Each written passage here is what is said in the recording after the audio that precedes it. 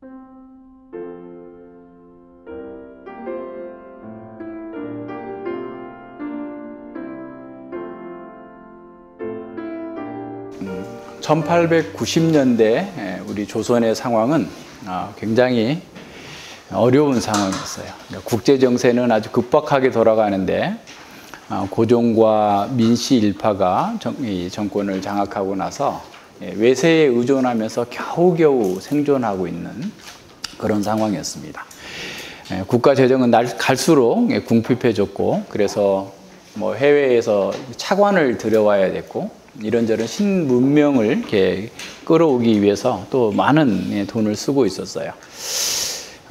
마땅한 산업 생산이 없었던 조선은 농업이 어떻게 보면 주 산업이었기 때문에, 그럼 돈이 필요하면 뭐 온갖 명목을 들여가지고 농민들에게 세금을 부과해서 수탈하는 그런 지경까지 간 거죠. 그런데 이제 뭐 이렇게 대원군이 그 개혁도 하고 그랬지만, 그 서원들이죠. 서원, 유교의 그걸 배우는 서원들이 면세, 땅은 가지고 있는 건 또 면세예요. 그러니까 세수가 한정됐죠. 그러니까 돈을 걷어들일 수 있는 그 세원은 한정되어 있는데 더 많은 재정이 필요하니까 있는 그 기존에 있는 사람들한테 자꾸 세금을 더 걷어가지고 엄청난 그 고통 속에 빠졌었고, 뿐만 아니라 이제 일본과 이렇게 무역을 하면서 엄청난 그 곡식들이 다 일본으로 넘어가 버리게 돼요. 그러니까 이게 뭐 농민들은 그나마 이제 먹을 게 없는 이런 상태가 되는 거죠. 그래서 이제 방공령이라고 곡물의 수출을 금한다라고 하는 그런 그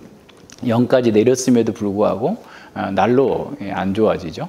이런 상황에서 동학운동이 시작된 거예요. 그래서 이제 동학이라고 하는 동학의 최초의 그 만들어낸 사람 교주는 최재우라는 사람인데, 이 사람이 이제 그 사형을 당하게 됩니다. 물론 이제 그분들이 볼 때는 억울하게 사형을 당해요. 그래서 이제 동학이 아예 금지가 됩니다. 금지가 된 상황 속에서 그 두 번째 교주인 최시영이라는 사람이 아주 그 지도력이 있었던 것 같아요. 전국적인 어떤 그런 그 조직망들을 이렇게 만들어냅니다. 만들어내면서 이렇게 그 세력을 키우죠. 그래서 이제 양반들의 어떤 그런 수탈이나 또 관리들의 탐관오리들의 수탈, 이런 것 때문에 굉장히 이제 고통을 당하고 있었던 사람들에게 이제 그 정부를 비난하고 현재의 제도를 타파해야 된다, 새롭게 만들어야 된다라고 하는 그런 구호는 굉장히 잘 먹히게 됐죠. 그래서 그 사람들이 최초에 이제 모이기 시작한 것은 자신의 초대 교주, 그러니까 최재우의 신원운동으로 시작한 거예요. 최재우가 억울하게 죽었다. 그러니 그 억울함을 풀어달라. 라고 하면서 이제 지방에서 계속 이렇게 일어나니까 이제 지방 관리들은 야, 그거는 내가 할 수 있는 일이 아니고 정부 조정에서 해야 되는 일이야. 나의 권한을 넘어가는 거야.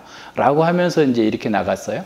그러다가 이제 이분들이 한 2만 명이 충북 보은에서 모입니다. 그러니까 동학교도 2만 명이 충북 보은에서 모여가지고 척외 양창이, 척살하자, 반대한다, 외놈과 양놈들 반대하고 창의, 의병을 일으키자. 그러니까 일본과 서양 사람들을 내쫓기 위해서 의병을 일으키자 해가지고 이제 보은에서 2만 명이 모여서 시위를 하니까 정부에서도 깜짝 놀랐죠. 그래서 그래, 니네 요구 내 다 들어줄게 하면서 이제 들어주겠다고 해놓고는 가가지고 오히려 그 주모자들을 감옥에 가두거나 죽이게 된 거예요. 그러니까 이제 막 더 미중위에 막 끌어오른 거죠. 그런 데에서 이제 고부 군수, 전라도 고부에 있는 고부 군수 조병갑이라는 사람이 너무 지나치게 농민들을 수탈하는 것에서 이제 반발해가지고 일어난 게 전봉준으로 인해서 일어난 동학농민 운동이죠. 동학농민 전쟁으로 수많은 사람들이 죽었고, 그것 때문에 청나라와 일본이 우리나라 개입받고 청일전쟁이 일어나서 중국도 상당히 힘든 그 상황까지 갔었던 그런 일들이 있었던 겁니다. 그러니까 어느 시대나 이 독재자들은 자기가 통제하기가 불가능한 그런 그 운동들을 미리 막고자 합니다. 그래서 헤롯 안티파스가 세례 요한을 어떻게 보면 가둔 것도 유대 역사가 요세푸스는 저항운동의 중심이기 때문에 가뒀다라고 확신하면서 단언하고 있어요.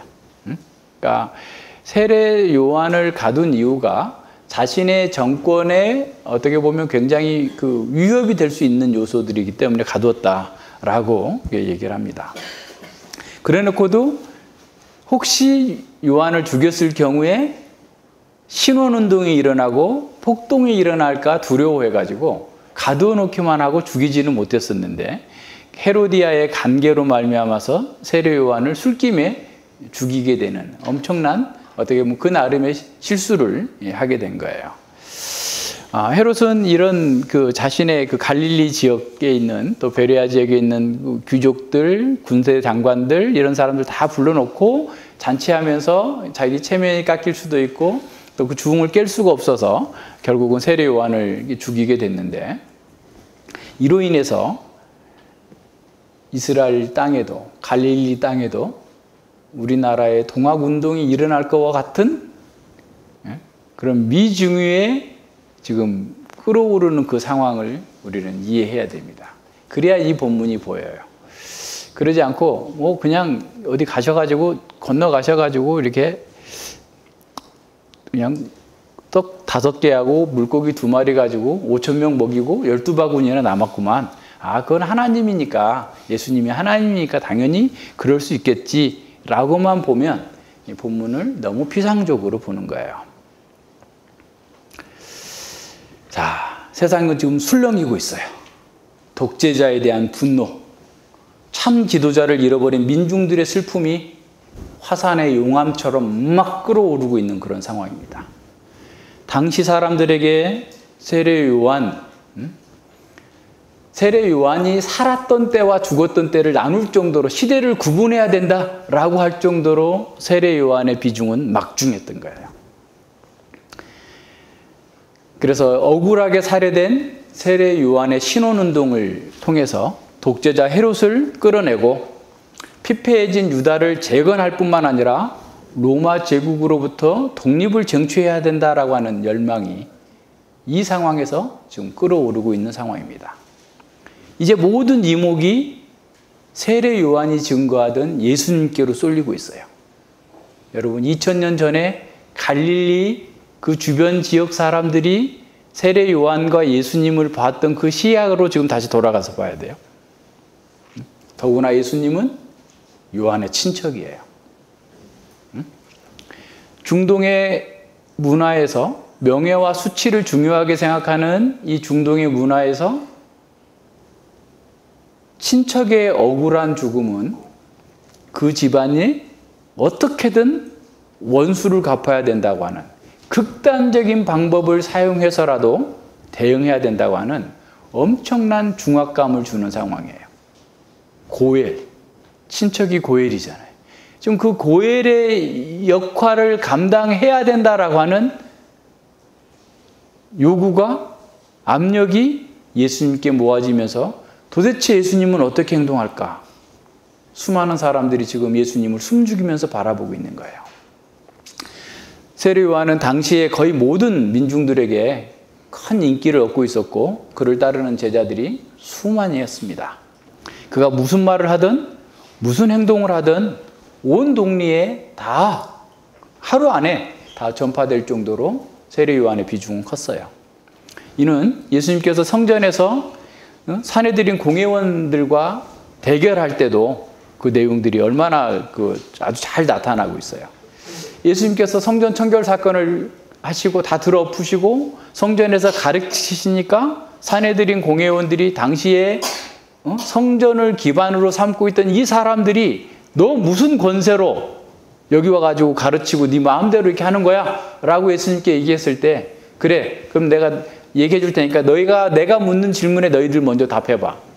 세례 요한의 세례가 하나님께로서냐 사람에게로냐 라고 했을 때 그 사람들이 어떻게 얘기하죠?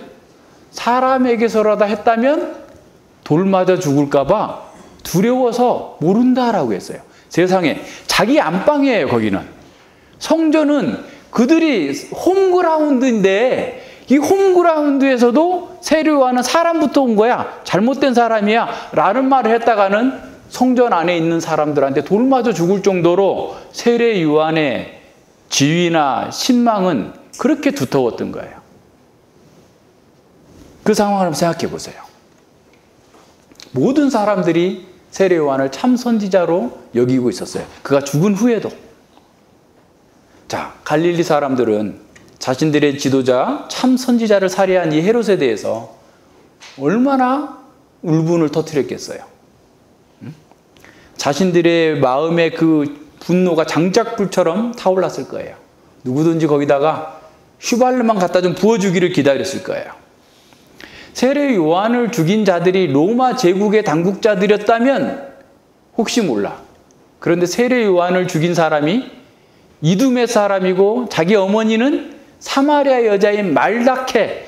그러니까 어떻게 보면 이방인이 이스라엘의 참 선지자를 죽여서 이스라엘의 소망을 끊고자 한 이놈을 그냥 둘 수 없다라고 하는 분노의 감정들이 끓어오르고 있었을 거예요. 마치 다이너마이트의 그 선에 불이 붙고 있는 그 상황이에요. 언제 터질지 모르는 긴장감이 있는 겁니다. 그래서 갈릴리뿐만 아니라 주변에 있는 모든 지역의 사람들이 예수님을 찾아 나선 거예요. 마가복음에 보면 예수님께서 이 세례 요한이 죽기 직전에 제자들을 전도 여행으로 파송했던 것으로 보여요. 그리고 제자들이 돌아왔을 때 그래서 제자들이 갔다 와가지고 이렇게 말씀대로 전했더니 이적을 행했더니 사람들이 막 엄청난 반향을 일으키고 지금 막 하나님 나라의 복음에 막 반응하고 있습니다 라고 하면서 아마도 세례 요한이 죽었는데 그것 때문에 사람들은 지금 울분을 토하면서 선생님을 바라보고 있습니다 라는 얘기 해줬을 거예요.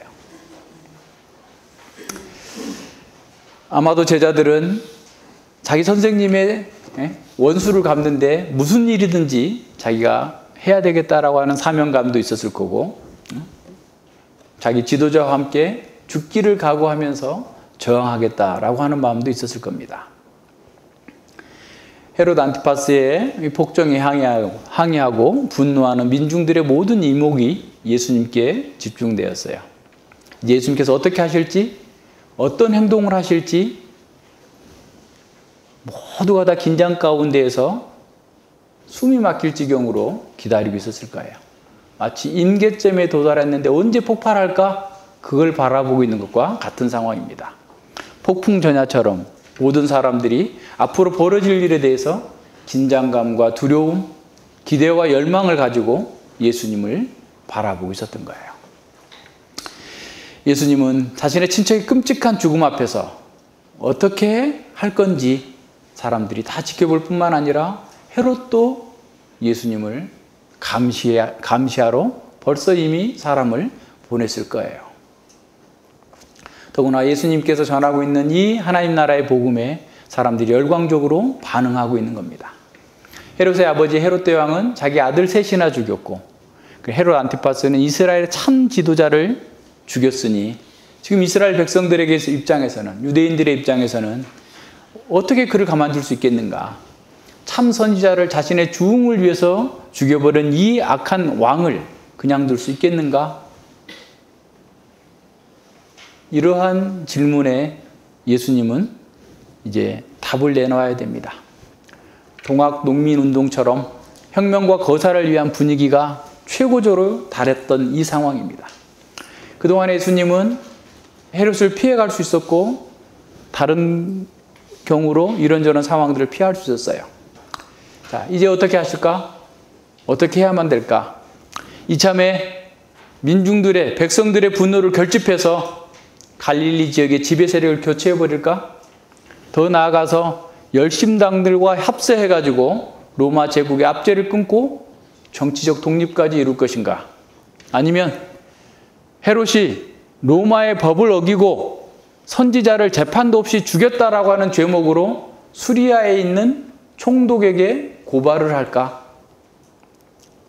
아니면 헤롯도 이 상황을 예의주시하고 있으니 섣불리 나서지 말고 적절한 때를 기다리자라고 하면서 사람들을 다독이면서 조직을 정비하고 있을까? 예수님 과연 어떤 답을 내놓으셨을까요? 하지만 예수님은 제자들이나 백성들이 기대와는 전혀 다른 결정을 하십니다. 전도 사역으로 지쳐있는 그 제자들에게 자, 갈릴리 호수를 건너가서 좀 쉬어라 라고 말씀하시는 거예요. 누가복음 6장 30절로 31, 마가복음 6장 30절로 31절에서 이렇게 말씀합니다. 사도들이 예수께 모여 자기들의 행한 것과 가르친 것을 낱낱이 고하니 이르시되 너희는 따로 한적한 곳에 와서 잠깐 쉬어라 하시니 이는 오고 가는 사람이 많아 음식 먹을 겨를도 없음이니라 그랬어요. 그러니까 사람들이 좀 적은 데서 이 갈릴리 지역보다는 이방인들이 훨씬 더 많은 지역이기 때문에 예수님과 예수님의 제자들에 대한 어떤 그 필요나 욕구가 절한 곳에 가서 좀 쉬어라 라고 지금 말씀하고 있는 거예요. 더군다나 지금 예수님이 계신 곳은 헤롯 안티파스가 지배하고 있는 갈릴리 지역이에요. 정확하게 지역이 지금 어딘지 모르겠는데 오늘 아침에 다시 확인해 봤는데 만약에 예수님이 그러니까 티베리우스를 디베라라고 하는, 그러니까 이게 지금 디베라라고 하는 어디에 나왔냐면 요한복음에는 디베라에서 출발했다고 나와요. 그러면 디베라에서 반대편이면 상당한 거리예요. 그래서 한 바퀴 삥 돌아서 디베라에서 지금 지금 여기가 지금 적어도 여기 이제 그 요한복음에 누가복음에 가서 보면 디베라에서 출발해 가지고 그 지역이 그 벳세다까지 가거든요. 그러면 거의 이게 그 대각선 방향인데 20km가 넘어요. 그러면 예수님께서 배 타고 가시는 동안에 사람들이 20km를 막 뛰어갔다? 예, 그럴 수는 있겠지만 20km를 마라톤으로 그 뭐 몇천 명이 갈 수 있는 상황은 아닐 것 같은데 어쨌거나 하여튼 근데 이제 뒤에 돌아오는 곳으로 보면 가버나움으로 돌아오세요. 그럼 가버나움에서 이 벳세다까지는 아마 거리가 한 7km에서 8km 뭐 그 정도 되는 것 같아요. 내가 오늘 아이폰 지도를 가지고 다 확인해 봤어요. 찍어가지고 다시 찍어보고 다시 여기다 찍어보고 어느 정도 시간이 걸렸을까 했는데 아마 배 타고 이렇게 가는데 배는 바람의 영향을 받으니까 맞바람이 불어서 예수님이 좀 늦게 도착한 것 같고 막 쫓아서 간 사람들이 아마 거기에 도착했을 것 같은데 어쨌든 이 빌립이 다스리고 있는, 그죠? 빌립이 다스리고 있는 예루살렘의 클레오파트라의 아들 빌립이 다스리고 있는 그 벳세다 지역으로 건너가신 거예요. 그러니까 지금 헤롯이 다스리고 있는 갈릴리 지역에서 분노가 막 끓어오르고 있는 이런 상황 속에서 제자들을 지금 벳세다 지역으로 이방인 지역으로 보내고 광야로 나가시는 이 상황을 잘 기억하셔야 됩니다. 그래서 이제 그렇게 나가셔서요. 자, 그러니까 다시 말하면 예수님께서는 지금 민중들의 사람들의 이런 막 끓어오르는 분노와 열망이 지금 가득 차오르는 것을 아시고 오히려 거의 그 지역을 피해 나가시는 겁니다. 그러나 그렇게 한다고 해서 문제 해결이 되지 않았어요. 예수님을 사람들이 쫓아옵니다. 얼마나 이 사람들이 빨리 쫓아왔는지 배보다 빨리 도착해요. 마가복음 6장 33절에 보면 그 가는 것을 보고 배 타고 가는 걸 예수님께 나왔는데 예수님이 배 타고 지금 건너편으로 가니까 건너편 어디쯤 가시겠구나 하고 사람들이 뛰기 시작한 거예요. 얼마나 많은 사람들이 좀 뛰어왔겠어요. 가다 너네 어디 가니? 예수님이 저쪽으로 간대. 그래? 그럼 나도 가야 돼. 하면서 막 신을 들고 뛰는 사람까지 포함해가지고 막 먼지가 푸연하게 일어났을 거예요. 이거 봤어요. 33절에 보면 모든 거울로부터 도보로 그곳에 달려와 저희보다 먼저 갔더라 그랬어요. 열기가 느껴지십니까, 여러분? 지금 이 갈릴리의 상황과 지금 예수님에 대한 기대와 사람들의 그 울분과 그게 느껴져야 돼요, 여기서. 그들의 함성이 들려요? 그 수많은 군중들이 달려가면서 뿜어내고 있는 그 먼지들이 보입니까?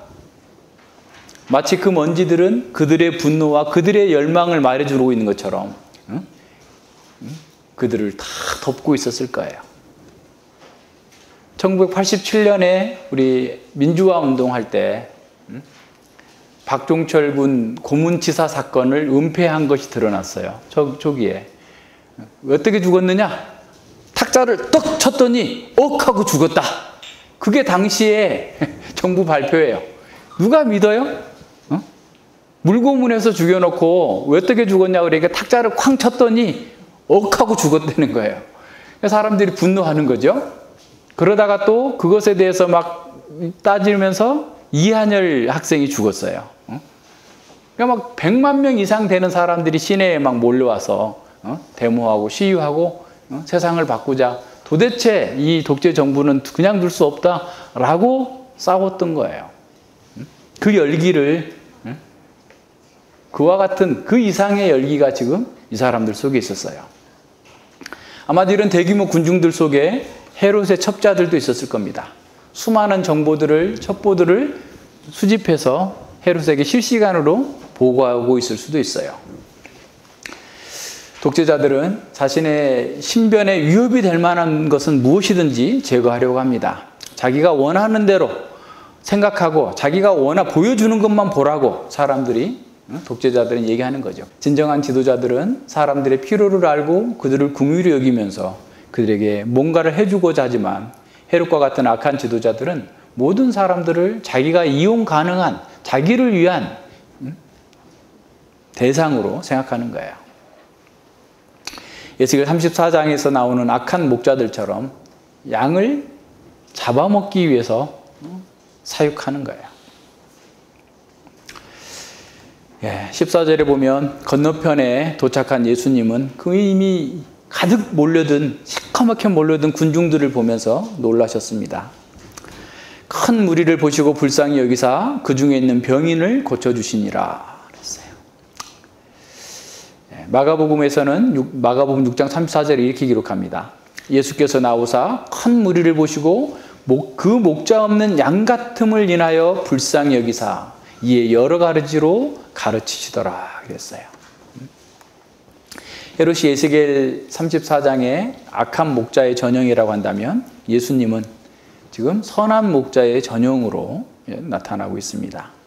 목자 없는 양 같은 무리를 보시면서 긍휼히 여기시는 거예요.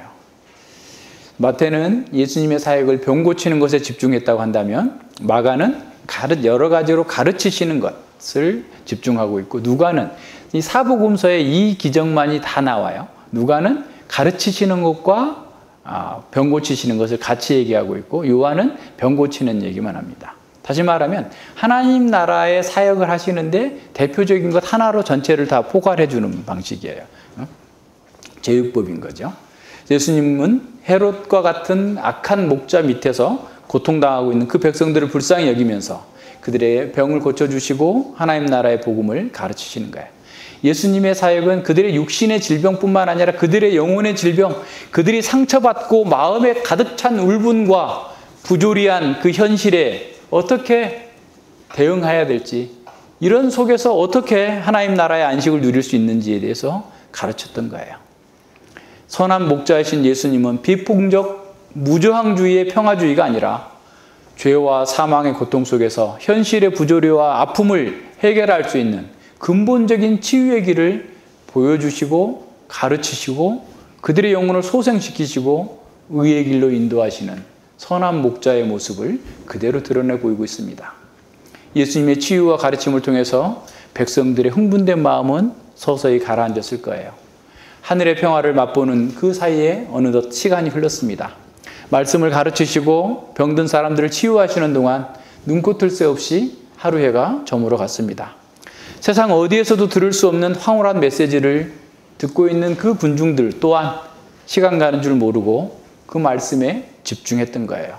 그렇게 집중하는 동안 해는 벌써 갈릴리오 서편으로 내려가게 됐습니다. 엄청난 군중들이 점심도 아마 거르고 주님의 말씀을 듣고 있었던 거예요. 그래서 제자들이 와서 예수님께 요청합니다. 저녁이 되매 제자들이 나와 가로되 이곳은 빈들이요 때도 이미 저물었으니 무리를 보내어 마을에 들어가 먹을 것을 사 먹게 하소서. 다시 돌아가든지 빨리 가서 먹을 걸 사 먹게 해 주십시오 라고 말씀합니다. 예수님을 찾아서 이곳에 모인 그 군중들은 그렇게 오랜 시간 광야에 있을 거라고 생각하지 못했을 겁니다. 제자들도 그렇게 많은 군중이 오랫동안 함께 있을 거라고 생각하지 못했죠. 그래서 그들을 돌려보내서 빨리 먹을 것을 먹게 해달라고, 사 먹게 해달라고 요청하고 있는 겁니다. 헤롯의 생일잔치와 비교해 봅시다. 헤롯의 생일잔치에는 갈릴리의 유력자들이 왔어요. 그래서 헤롯이 벌살한 그 죽음의 사망의 연회에 참석했던 자들은 아마도 자기 마을로 돌아가서 자기 집에 들어가서 선지자 세례 요한이 허무하게 죽은 사건을 무용담처럼 떠들어댔을 것입니다. 그 소식을 전해들은 백성들은, 가난하고 무기력한 군중들은 절망과 분노를 품고 예수님께로 나왔습니다. 예수님은 절망과 고통에 사로잡힌 이 불쌍한 영혼들에게 하나님 나라의 치유와 하나님 나라의 가르침, 하나님 나라의 잔치를 베풀어 주셨습니다. 그들은 원수의 목전에서 하나님 나라의 잔치를 맛보게 된 것입니다. 폴 미니어라고 하는 신학자는 이렇게 말합니다. 예수는 그의 왕국과 그의 능력의 선물을 주었으며 결국 마지막에 그들은 고침을 받았을 것이다. 반면 헤롯 왕이 살로메에게 준 선물은 예언자의 죽음을 얻기 위한 악의적인 보복에 쓰였다. 헤롯 궁전의 연회와 광야에서 펼쳐진 왕 예수의 연회는 날카로운 대조를 이룬다라고 말하고 있습니다.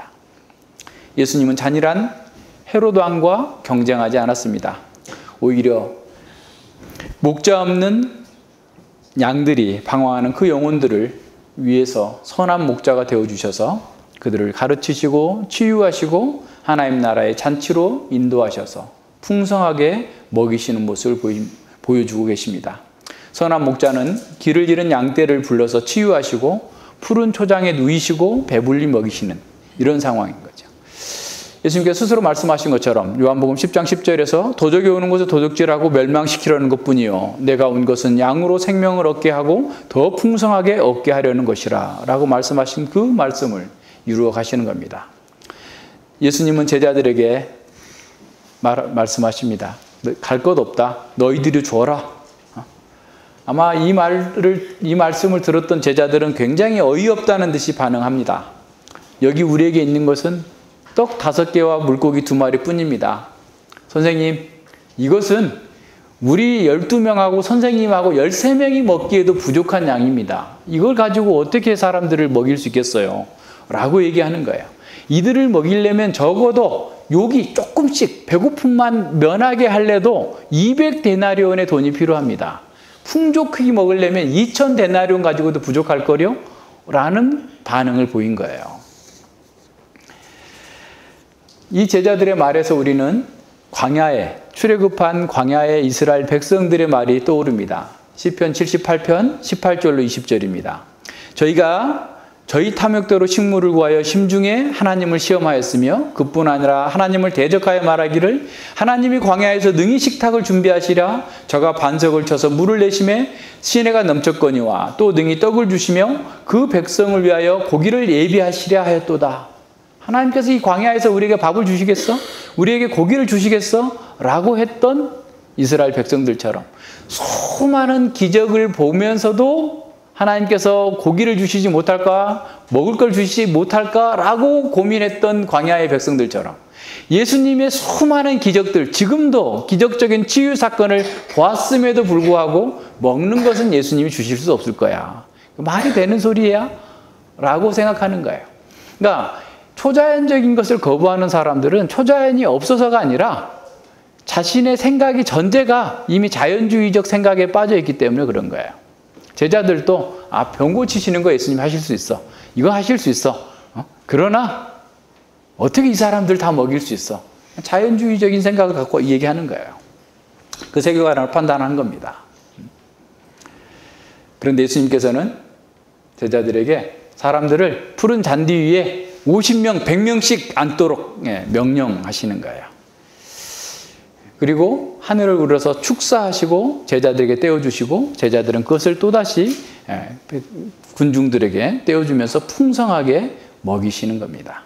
시편 23편 5절에 나와 있는 주께서 내 원수의 목전에서 내게 상을 베푸시고 기름으로 내 머리에 바르셨으니 내 잔이 넘치나이다. 예수님과 그의 군중들은 원수인 헤롯의 목전에 있습니다.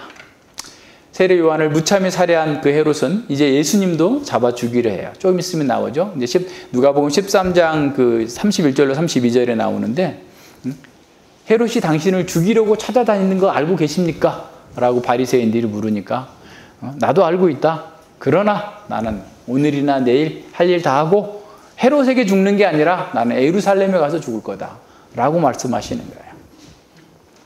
예수님을 찾아온 이 무리들은 사망의 음침한 골짜기를 지나서 죽음 가운데, 두려움 가운데 목자 없이 음침한 골짜기를 지나야 되는데 바로 예수님을 만난 겁니다. 예수님께서 명령하세요. 10명, 50명씩 100명씩 이렇게 하시는데 그 명령의 단어가 군사적인 용어입니다. 굉장히 강한 용어예요. 켈리오라고 하는 용어인데요. 굉장히 강한 용어인데 가서 앉혀라, 눕혀라. 근데 이 단어가 헤롯이 갖다 줘라. 헤로디아에게, 살로메에게 세례 요한의 목을 갖다 잘라다 줘라라고 명령할 때 쓴 그 똑같은 단어예요. 그러니까 헤롯의 명령은 선지자의 목을 잘라다가 갖다 주는 거고 예수님의 명령은 그들의 잔치상에 앉히는 거예요. 그러니까 이제 거기 보면 앉힌다라는 말이 약간 비스듬하게 눕는다라는 거예요. 그러니까 원래 히브리 사람들은 비스듬하게 눕지 않았어요. 비스듬하게 눕게 된 거는 헬라 문화가 알렉산더 이후에, 그러니까 알렉산더 대왕이 헬라와 전체를 정복하면서 헬라화 시켰는데 벌써 지금 알렉산더가 BC 330년에 그 팔레스타인 지역 전체를 다 장악해버리고 그 뒤로 헬라화 정책을 쭉 쓰다 보니까 이제 팔레스타인 사람들도 밥 먹을 때는, 연회할 때는 헬라 사람들처럼 비슷하게 누워가지고 먹는 거예요. 예수님이 만찬 때도 마찬가지예요. 그러니까 그래서 지금 보세요. 그러니까 그게 무엇과 더 연결이 잘 돼요? 시편 23편에 푸른 초장에 누이시고 양들이 최고의 만족한 상태 그리고 가장 안전한 상태 있을 때만 눕는다고 그랬잖아요. 기억나시죠? 시편 23편 그렇게 했잖아요. 그것처럼 지금 예수님께서 그들을 가장 안전하고 가장 풍족하게 먹이시기 위해서 그 잔치에, 메시아의 종말의 잔치에 먹이시기 위해서 명령하신 겁니다. 그래서 그들은 푸른 초장에, 푸른 잔디밭에 다 이렇게 누워있는, 먹는 거예요. 자, 헤롯이 취한 사람들 앞에서 호기롭게 살인을 명령했다고 한다면 예수님은 생명의 연회를 베풀고 그 음식을 나눠주기 위해서 사람들에게, 제자들에게 명령하셨습니다. 헤롯은 악한 권력 있는 자들을 먹이기 위해서 약한 양들을 착취하기 위해서 명령하였지만 예수님은 약하고 소외된 양떼를 찾고 먹이시는 선한 목자이셨습니다.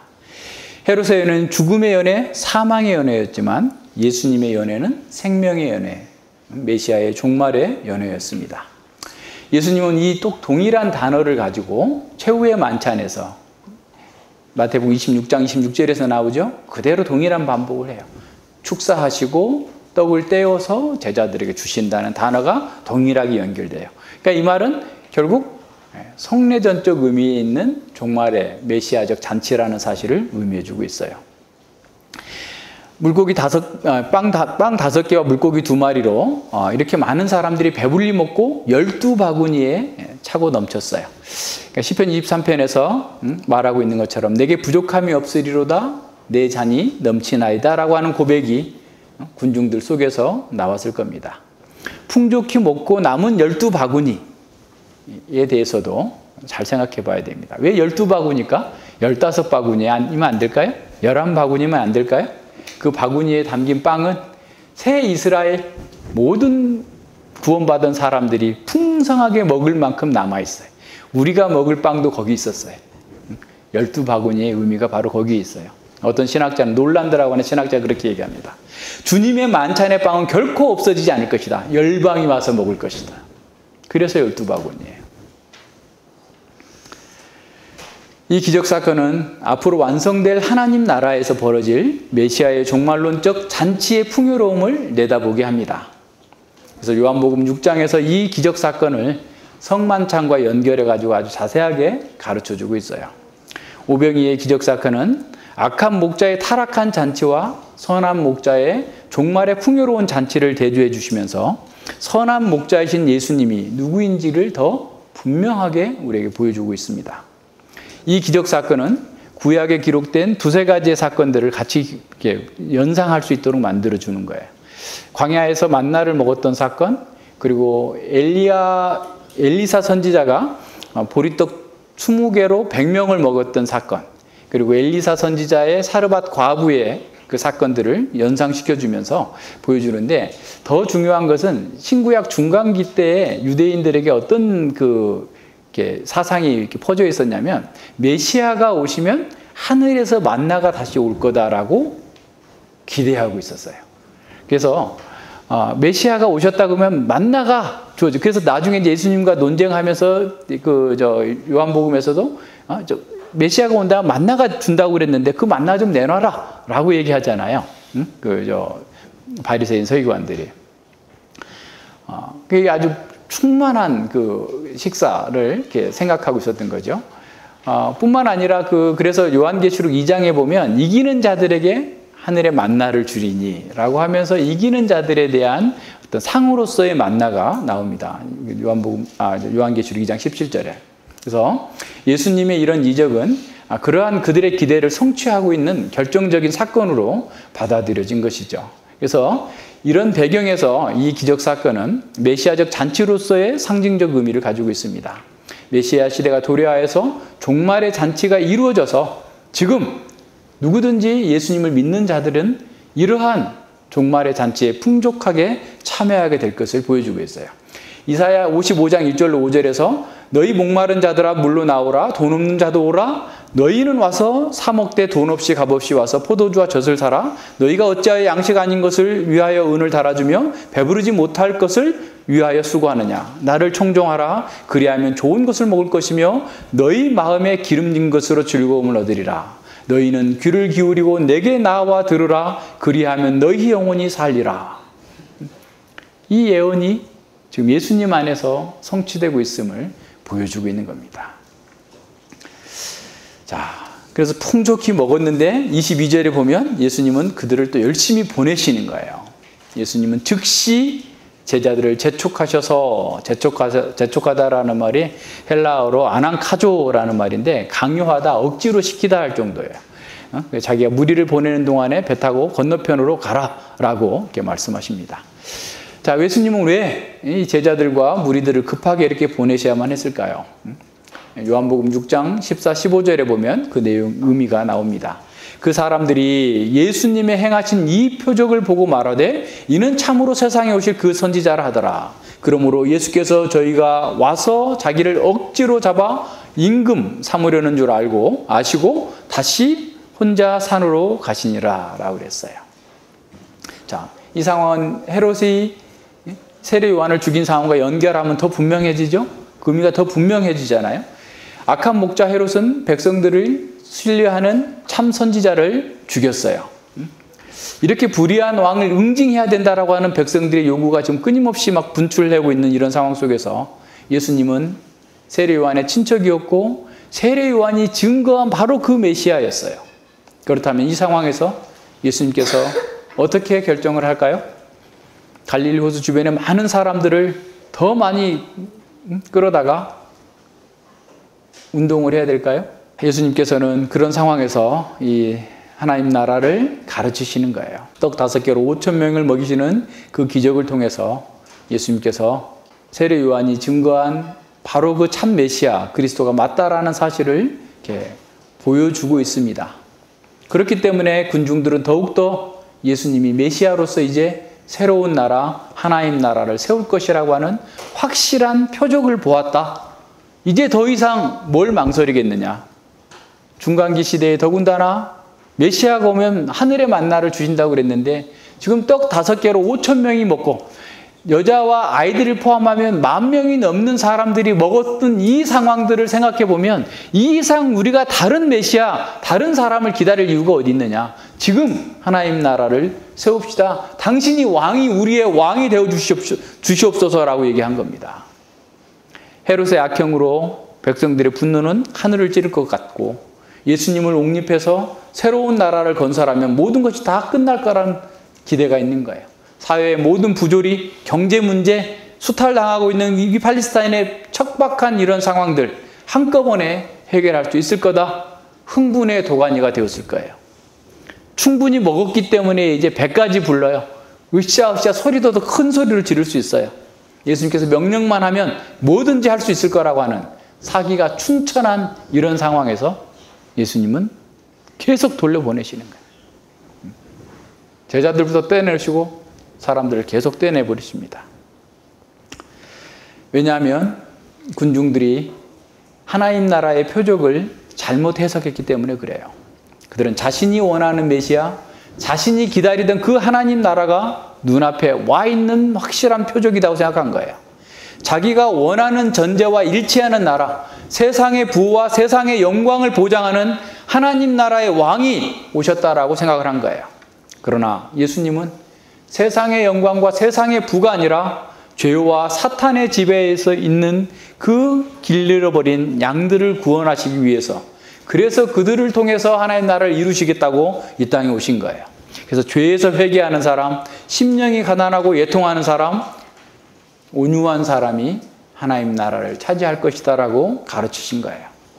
예수님은 길 잃어버린 사람들에게 양들을 위해서 하늘에서 내려오셨습니다. 예수님은 자기의 살과 자기의 피를 마셔야만 하나님 나라를 누릴 수 있다라고 가르치셨어요. 그것은 자신이 죄인이라는 사실을 인정하고 자기의 죄 때문에 메시아가 고난받으셔야 한다는 사실을 믿고, 그러면서 그 하나님 나라의 잔치에 참여해야 된다라는 걸 가르치신 거예요.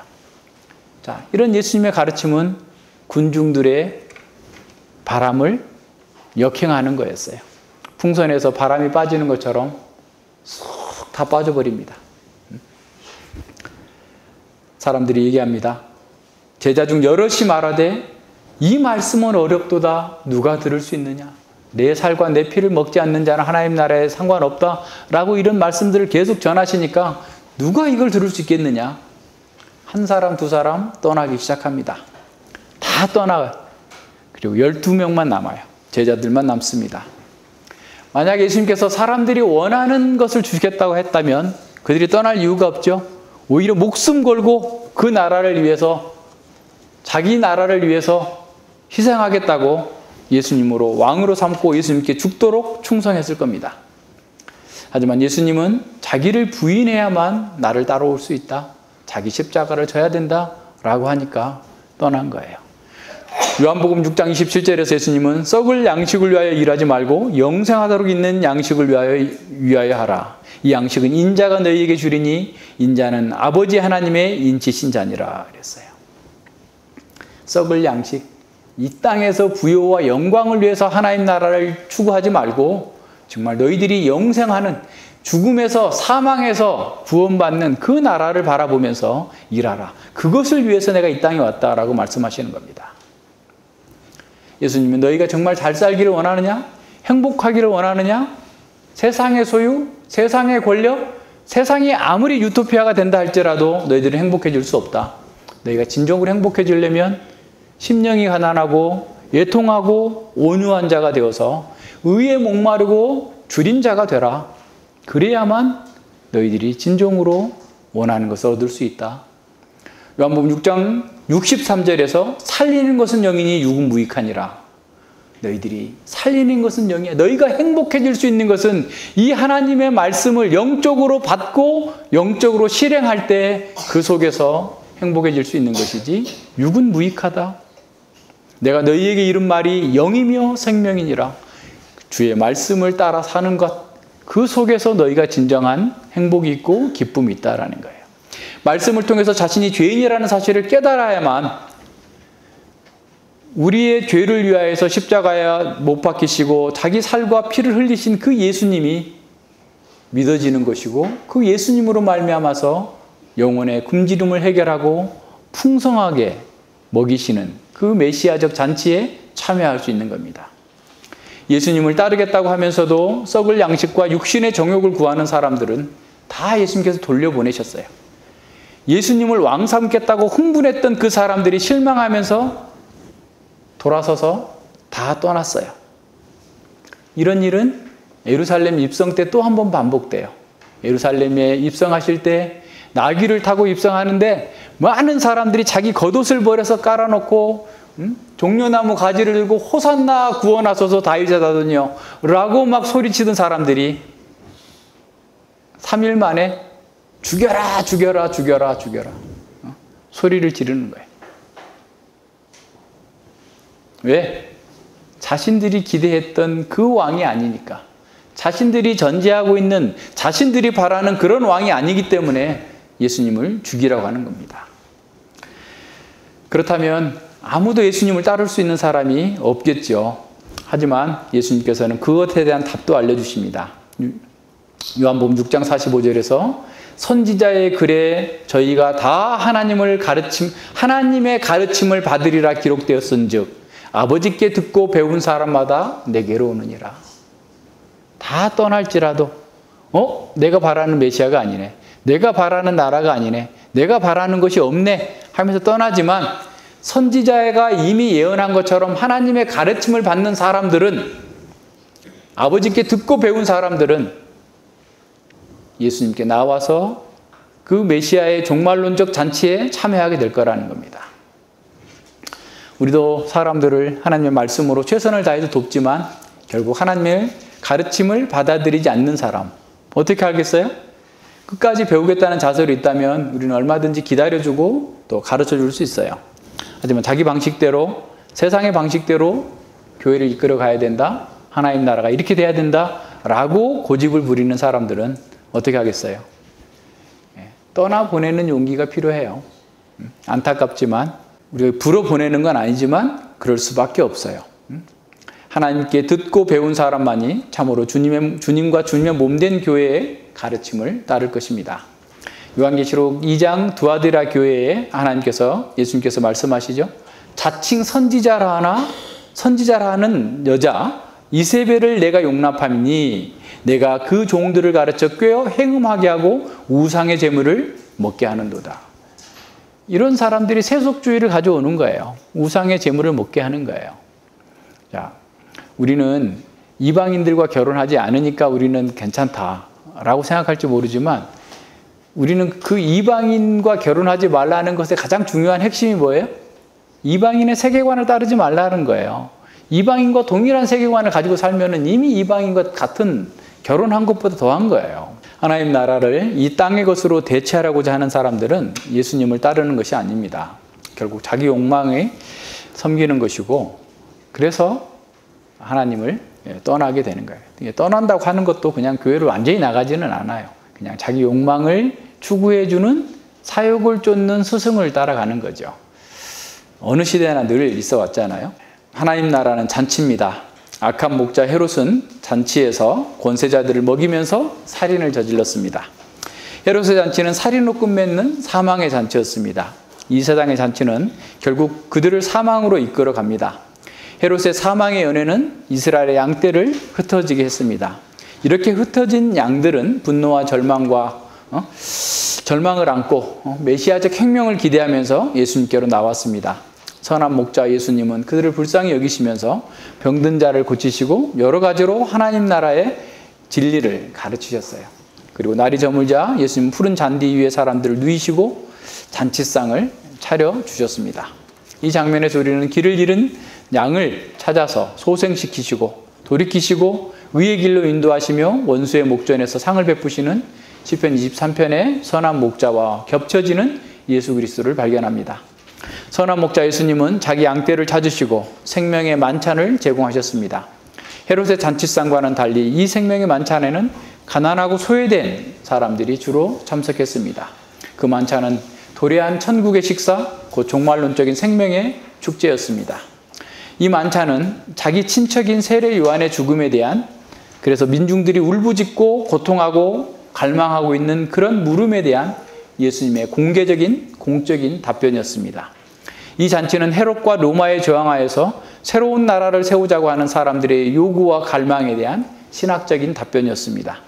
참 선지자를 죽인 헤롯의 죽음은 죽음의 연회에 대한 사람들의 분노와 좌절, 메시아적 혁명을 갈망하는 사람들의 상처받은 마음을 하늘의 은혜로 싸매는 생명의 잔치였습니다.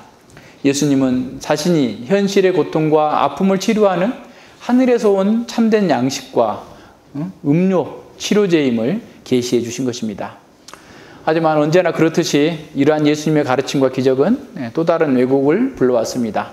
사람들의 종교적 열망과 애국심이 결합되면서 유다의 독립을 기대했던 사람들은 전혀 다른 방식으로 해석을 한 겁니다. 아마도 예수님의 제자 중 하나인 가룟 유다가 열심당 출신이에요. 유다의 독립을 위해서 싸우고자 하는 열심당 출신입니다. 유다도 그런 열망을 고취했을 겁니다.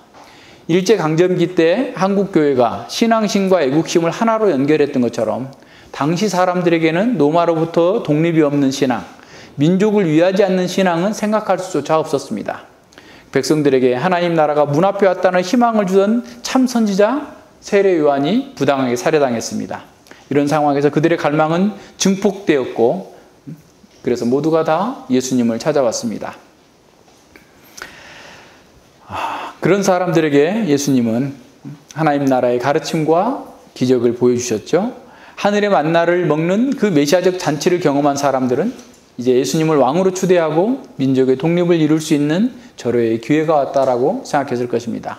제자들도 그런 백성들의 기대에 동조하고 있었을 것입니다. 가룟 유다는 다른 제자들이 지금이 바로 그때다, 적기다, 거사의 딸이 때다 라고 하면서 끓어오르는 그 열망의 도가니에 불을 붙이자고 얘기했을 것입니다. 사람들은 주님의 말씀을 들었고 치유하시는 기적을 보았고 초자연적으로 만들어주신 빵을 먹었습니다. 그들은 듣고 보고 맛본 것, 그 모두가 다 현실 세계에서 물리적으로 체험 실제였어요. 그러나 그들은 예수님이 가르치신 그 하나님 나라를 깨닫지 못했습니다. 보았고 들었고 먹었으나 그들은 예수님을 자기 틀 안에 넣어서 해석했기 때문에 믿음으로 반응하지 못했어요. 보는 것이 곧 믿는 것이 아닙니다. 무엇이 문제일까요? 진리는 그것을 듣고 경험한 자들이 어떤 세계관과 어떤 전제를 가지고 해석하느냐에 따라서 다르게 적용합니다.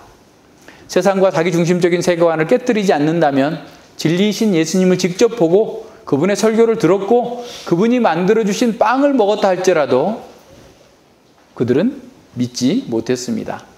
같은 자리에서 동일한 진리를 들어도 자기 틀에 갇힌 사람들은 진리를 따라 살지 않습니다. 그래서 진리를 경험하지 못합니다. 세상을 추구하는 사람들에게 예수님과 함께 임한 그 하나님 나라는 그렇게 큰 의미가 없어요. 자신이 갈망하지 않는 것, 자기가 원하지 않는 것에 돈을 지불할 사람이 없는 것처럼 자기가 갈망하지 않는 것을 위해서 자기를 포기할 사람은 아무도 없는 거죠. 하나님 나라는 자기를 모두 팔아야만 소유할 수 있습니다.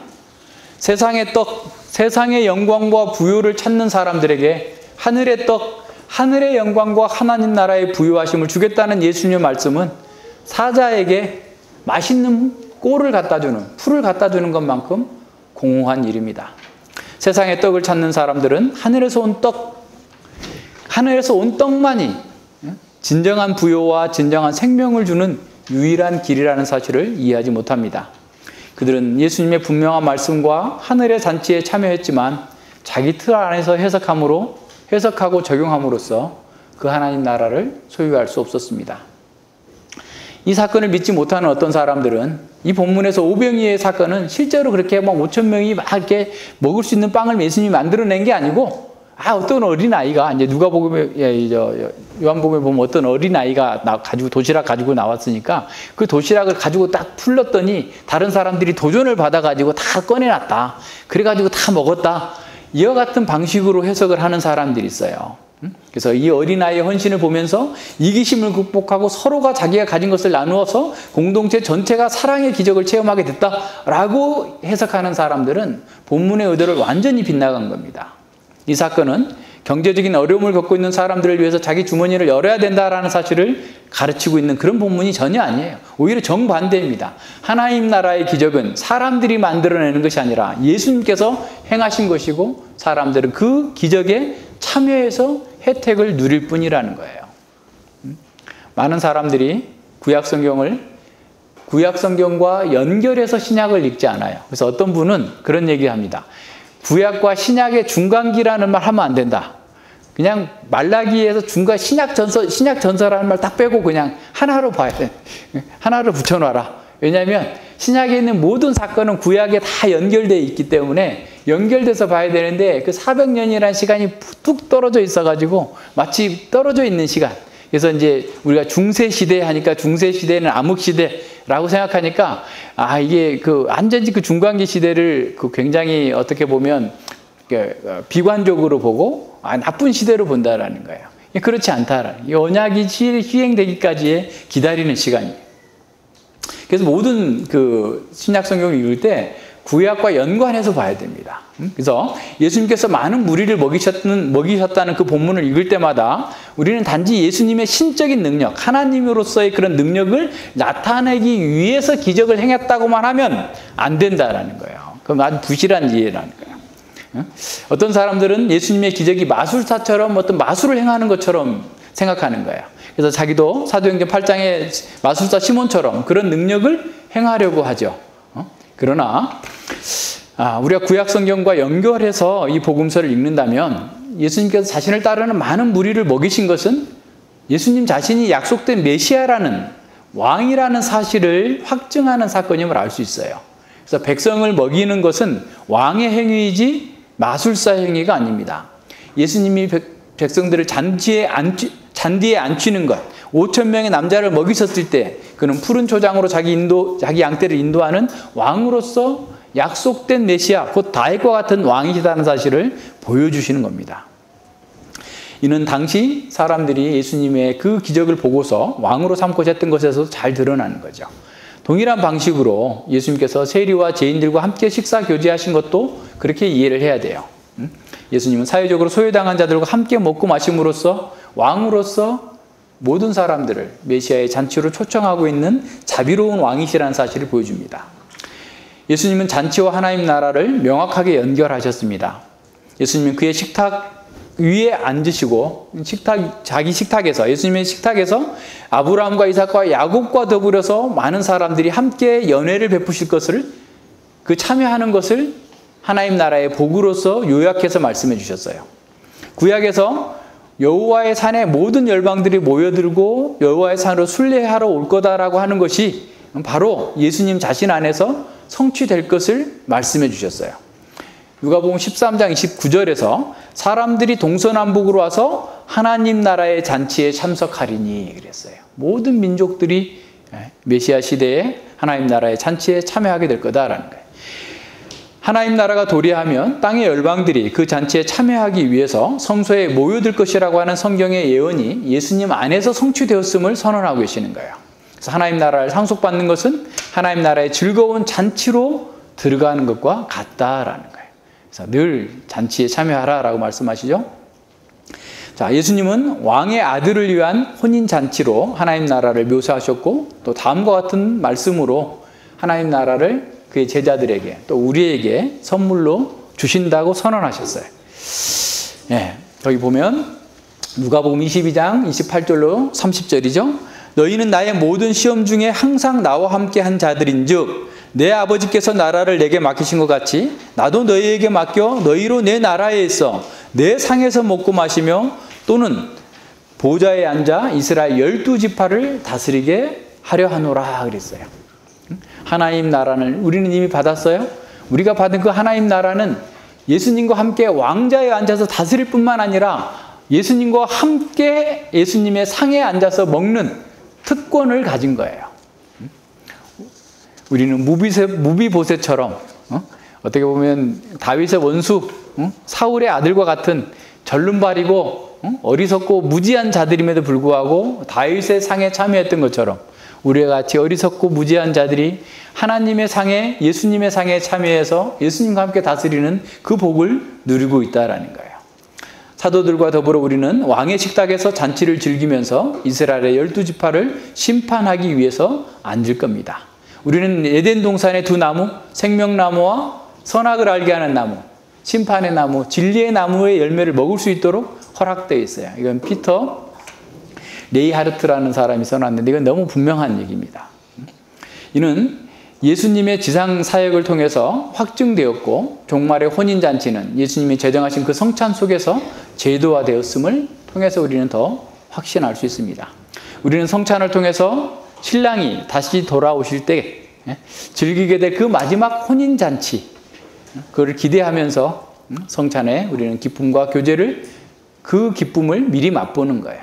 그래서 모든 시대마다 교회는 주님의 성찬을 축하하면서 그 잔치상에 참여하면서 미래의 그 나라가 현재 우리가 누리고, 나라를 누리고, 그죠? 성령을 통해서 그 나라의 능력과 생명을 지금 우리가 경험하는 거예요. 성찬이 그렇게 중요합니다. 교회는 세상의 떡, 헤롯의 떡을 원하는 사람들에게 하늘에서 내려오신 그 생명의 떡 예수님을 전하는 공동체입니다. 교회는 이 세상에서 성공하고자 하여서 헤롯의 그 연회에 참석하려고 열심인 사람들에게 영원한 성공을 보장하는 하늘의 연회로 초청하는 것입니다. 우리는 메시아의 잔치장에서 충만한 생명의 능력을 얻고 기쁨과 안식을 누리면서 사람들을 메시아의 잔치상에 초대하는 사람들입니다. 우리는 종말이 극치에 이르게 될 그 하나님 나라를 잔치를 열망하기에 이 세상의 허접한 사망의 연회를 거부하는 거예요. 세상 사람들과 같은 세계관 가지고 살지 않는 겁니다. 우리는 종말의 극치에 이르게 될 하나님 나라의 잔치를 열망하기 때문에 세상과 다른 삶을 사는 거예요. 교회는 성찬을 통해서 우리의 왕이신 그리스도의 식탁에 참여합니다. 따라서 성찬은 우리의 믿음의 고백이고 선교적 삶을 위한 기쁨과 에너지를 충전하는 그 기회예요. 그래서 사실 매주마다 성찬하는 게 좋아요. 매주마다 성찬에서 그 힘과 기쁨과 능력을 충전받고 나가서 이 하나님의 잔치를 소개하는 거죠. 우리는 성찬을 통해서 과거의 메시아적 잔치를 회상하면서 사랑으로 하나 됩니다. 동시에 미래에 주어질 종말의 잔치를 현재 우리는 가져와서 누립니다. 우리는 왕의 혼인잔치를 여기서 맛보고 누리면서 선교적인 삶을 사는 것입니다. 주님의 살은 우리의 모든 주림, 갈망을 채워주고 주님의 피는 우리의 모든 목마름을 다 없애주는 생명의 물입니다. 하나님의 나라의 잔치상에서 예수님은 생명의 양식으로 자신을 우리에게 주셨어요. 우리는 그리스도를 즐기며 축하함으로써 새 생명을 누립니다. 하나님 나라는 잔치입니다. 우리는 하나님의 생명과 하나님의 잔치에 참여합니다. 그래서 우리는 다른 어떤 피조물보다도 하나님을 사랑하고 하나님을 예배하고 하나님을 섬기고 하나님께 순종해야 합니다. 우리의 사명은 세상 사람들에게 헤롯의 식탁을 포기하고 하나님 나라의 잔치상에 참여하도록 초청하는 거예요. 주님 오실 때까지 이 일을 해야 되는 거예요. 하늘과 땅의 모든 권세를 내게 주셨으니 너희는 가서 모든 민족에게 복음을 전해서 제자를 삼으라. 이 제자 삼으라. 이 잔치상에 초대하라. 라고 하는 거예요. 예수님 오실 때까지 우리 죽는 순간까지 우리에게 주어진 사명입니다. 자, 그렇게 하려면 우리가 주님의 식탁에서 풍성한 은혜를 공급받아서 충만한 주님의 형상으로 바뀌어야 돼. 예수님의 형상으로 바뀌어야 돼. 그래야만 우리의 초청이 효과를 발휘할 수 있어요. 우리가 기뻐해야지. 우리가 안식을 누리고 있어야지. 우리를 보면서 10사람의 이방인이 우리의 옷자락을 잡고 나도 너의 왕의 잔치상에 들어갈 수 있게 해달라고 부를 거 아니에요. 우리의 얼굴에서 모세처럼 주님의 형상, 주님의 영광이 반사되는 것을 볼 때 그들은 우리를 따라서 왕의 잔치상에 참여하게 될 것입니다. 기도합니다. 하나님 아버지 감사를 드립니다. 이 사단의 악한 압정 속에서 많은 사람들이 삶의 만족과 기쁨이 없이 어둠과 죽음의 고통 속에서 참으로 새로운 세상을 갈망하고 새로운 지도자를 갈망하지만 사람들은 늘 그 기대가, 그 갈망이 오히려 더 큰 억압으로 다가오고 실망으로 다가오고 고통으로 다가와서 왔던 그 역사가 반복되고 있습니다.